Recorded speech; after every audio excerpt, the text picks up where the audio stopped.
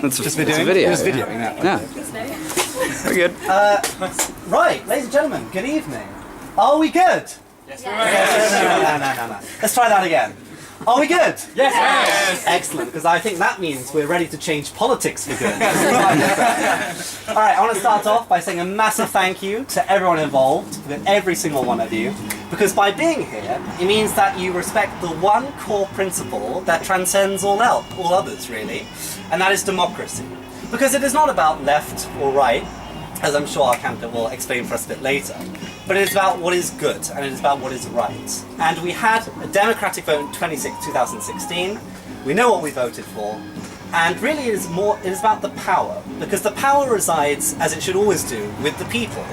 We give our power to the politicians in Westminster, we give our power to those in Brussels, and we should have the right to take it away from them. And so, I should probably introduce myself, or I'll only be speaking for a few minutes. My name is James Reynolds. I'm one of the representatives for the Student Brexit group, and we also have representatives from, well, I would hope leave means leave, but also, of course, the candidate for the South East, Peter Wiltshire, who we will hear a little bit more from in the moment.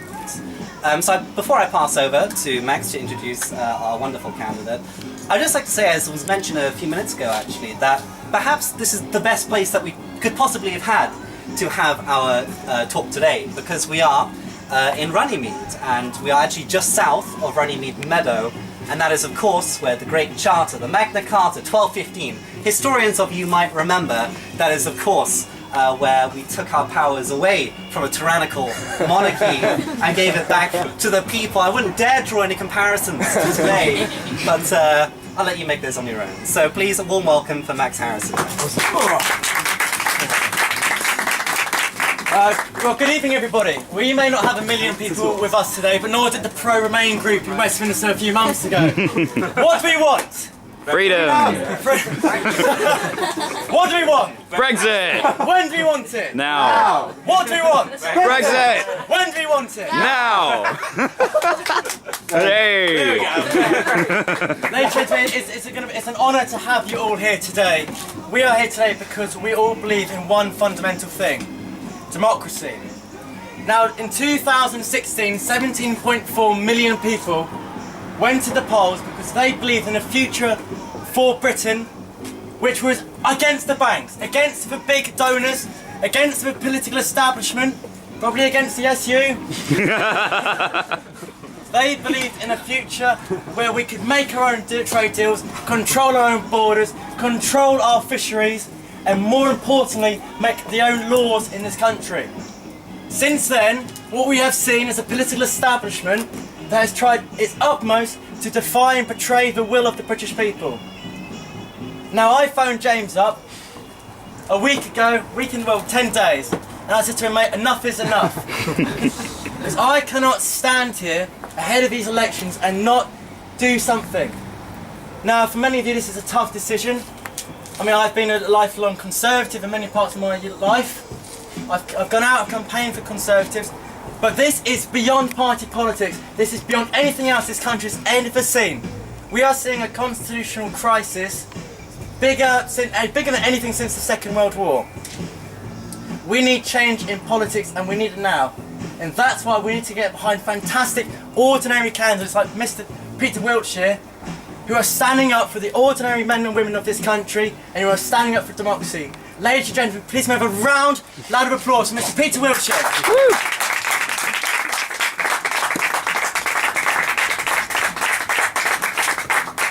Thank you very much, ladies and gentlemen. I really am honoured to be here. I really am honoured. And you know, a few weeks ago, I was a businessman. I've got a software house. I mainly deal in Germany. I've got a lot of German clients, and they're all right behind me, funny enough. They all say, you know, get out of the EU. We want to follow you. I mean, it's astounding how much anti-EU sentiment is out there throughout Europe. You don't, you know, they're suppressed in a way. Their vote doesn't count. They haven't had a referendum, and they're expecting us to deliver on the referendum, and they're just completely bemused, really, by what is happening in the UK at the moment. Democracy has to prevail. I mean, it's as simple as that. That's why I got out of bed and thought I'm going to do something about this, and I've taken a few months off my business, because this is more, as it's more than just whether we should be in or out of the EU. This is about our democracy, and it's a fragile thing, democracy. We haven't had it really that long. We've had it properly since in the 1920s. So it's gently been eroded, especially in the last 20 years. And you know, people haven't noticed really just how little power Parliament has these days. It's really eroding all the time. And the only thing the EU can do is keep doing it. The raison d'etre of all those MEPs is just to put pile another little thing on top of a pile of laws that are just going to strangle us in the end. I mean, apparently, if every law or what's the word that they use? Every piece of legislation that comes out of Europe was piled on top of each other. It's higher than Nelson's column. I mean, it's just extraordinary what's coming out of that place. But we've had that argument. This now is about the will of the people, and the will of the people has to prevail. So when you give it to the people, like they did in 2016, and you don't live up to that, and you try and smudge that through, that to me is the most dangerous thing to do, because it might be something else next time that we decide to vote on, and somebody else decides that they don't like the answer. Whether it's like what's going on with Erdogan in Turkey, it's a dangerous thing to ignore a democratic decision, and it's what's really astounding me at the moment is what you guys have been through with having to change your venue today. I mean, this is again though, it's trying to snuff out any objections to what the establishment don't like, and I really think that's just a terrible thing. So I think you're very brave. You're in an institution that really doesn't like what you're doing. So I think that's a brave thing, but it'll set you up for life. If you're brave and you get the message out there, whatever you do in the future is going to be easier than what you're going to do over the next few weeks. If you can talk to people but really concentrate on the democracy angle, because we've had the vote. It was a legitimate vote. They can't argue that it was a legitimate vote. It was legitimate, and it has to happen now. And to say it's too difficult for Brexit to go through is the second argument they use, and that is also rubbish. You know, if you go into a negotiation but you really want to stay in the club, because that's what's been going on. They want to stay in the club and they want to make it look like they've tried. Oh, we've tried.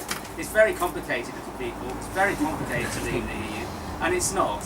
Now, the only way out now is WTO. It's an unfortunate thing because we could have left with a good deal. If we said we're leaving on the 29th of March, well, let's see what we can do between now and then. But we are leaving on the 29th of March. And if we really meant that properly, and if we'd got everything in place so that we were ready, they would have buckled. There's no doubt about it. I mean, if you watched that, there was a show on BBC 4 last week. I don't know if anybody saw it. It was a fly on the wall following Guy, whatever his name is around. They're really using the Irish border, and they say it in that video. They're using the Irish border issue as a way of leveraging this whole situation. The Irish border situation is not a problem. I really don't think it is a problem. So it's really a question of just getting the message out that we have to leave. WTO terms is fine. We'll do fine. The country's not all going to collapse around us. Everything will be fine. So thank you very much for your time. And I'm not going to say any more, but very great. Thank you very much. So, hopefully a lot of you know why you want to get behind our campaign. Hopefully a lot of you know a lot about Brexit of the European Union. But this is your opportunity to now ask Peter any questions you want ahead of the EU campaign or anything in future. So please do just fire away any questions you've got, willy-nilly, whether it's about the Tories or Theresa May. I'm sure Peter Treason, mate. No, treason the appeaser. So anybody got any questions at all? Yes. Yeah, do you think that the Irish border question, you said it was really important, do you think that the Irish border question could be solved with the same kind of situation that Norway and Sweden have, in the sense that they use number plate recognition to let civilian, like normal cars, go through from one side to the other, but they use customs check-in centres for lorries travelling from an EU country to a non-EU country? I absolutely agree. Bear in mind, there already is an Irish border. I mean, we're not in the what's it called? The somebody help me. Customs Union? No, Schengen. Schengen area. Sorry, I'm not a politician. Not yet. Not yet. We're not in it. But people can go fly into Ireland and walk across the border. So we're already letting that happen, but we're accepting it as an issue that you can't solve. Now, as far as goods going across the Irish border, we're not going to put a border there. We've already said that. So the only border issue is an EU issue. If they want to put the border to maintain their fantastic area that they've got, that's their problem. It's not our problem. It really isn't. Now, we've already said what we would do under WTO terms, so it's an easy problem to solve, and it's just incredible that they've built it up into something something that means that we can never leave. Bear in mind, they're talking about Theresa May's deal is a treaty. It's not something that it's what you do when you've lost a war.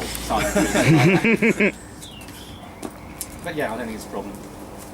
So let's say we get the Brexit we want, WTO, everything, route, job done.